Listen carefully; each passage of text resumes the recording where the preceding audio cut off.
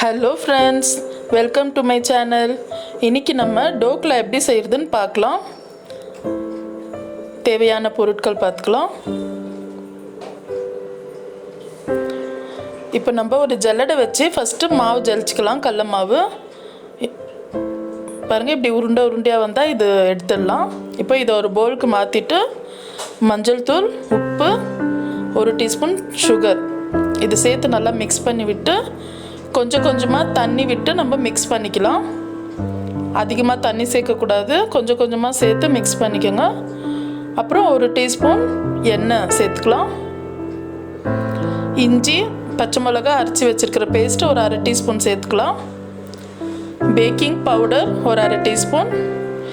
இதெல்லாம் சேர்த்து நல்லா இதை மிக்ஸ் பண்ணிகிட்டே இருக்கணும். இப்போது ஒரு 10 நிமிஷம் இது ஊறட்டும். இந்த ஈனும் நம்ம அப்புறமா மிக்ஸ் பண்ணிக்கலாம். இப்போ தண்ணி சூடாகட்டும். டோக்லா தட்டில் நம்ம எண்ணெய் விட்டு அது ஃபுல்லாக நம்ம ஆயில் பண்ணி வைக்கலாம். இப்போ தண்ணி சூடாயிடுச்சு. இப்போ ஈனும் மிக்ஸ் பண்ணிவிட்டு சேர்த்து நல்லா மிக்ஸ் பண்ணிக்கலாம். ஈனும் மிக்ஸ் பண்ண உடனே நம்ம ஸ்டவ்வுக்கு வச்சிடணும். இப்போ தண்ணி சூடாயிடுச்சு. இப்போ தட்டை டைரெக்டாக வச்சு நம்ம அப்படியே சேர்த்துக்கலாம் டோக்லா மாவை. இப்போ மூடி போட்டு ஒரு 15 நிமிஷம் இல்லை 15லேருந்து 20 நிமிஷம் நம்ம வைக்கலாம். இப்போ டூத் பிக் விட்டு நம்ம வெந்துச்சான்னு பார்க்கலாம். அப்படி வேகலைன்னா இன்னொரு 5 மினிட்ஸ் வைங்க. இப்போ டோக்லா வெந்துடுச்சு. இப்போ இதை ஆறட்டும்.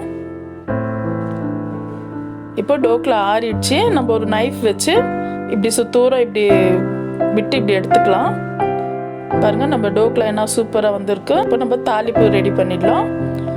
இப்போ நான் எண்ணெய் விட்டு கடுகு, எள்ளு சேர்த்துருக்குறேன் ஃபஸ்ட்டு. இப்போ கருவேப்பிலை, பச்சை மிளகாய் சேர்த்து அது கொஞ்சம் நல்லா பொரிஞ்சோடனே நம்ம ஒரு 1/2 கப்பு தண்ணி மிக்ஸ் பண்ணிக்கலாம். இந்த தண்ணியில் சுகர் வேணும்னா மறுபடியும் 1 ஸ்பூன் ஆட் பண்ணிக்கலாம். ஆனால் நான் ஆட் பண்ணல. இப்போது இதை நம்ம கட் பண்ணி நம்மளுக்கு எந்த ஷேப் வேணுமோ அந்த ஷேப் கட் பண்ணிக்கலாம்.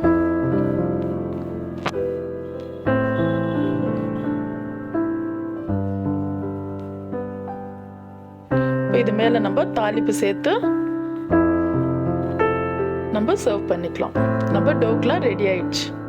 இது ஒரு பிரேக்ஃபாஸ்ட் ரெசிபி. ஈவினிங்கில் கூட நம்ம சேர்ந்து சாப்பிட்லாம்.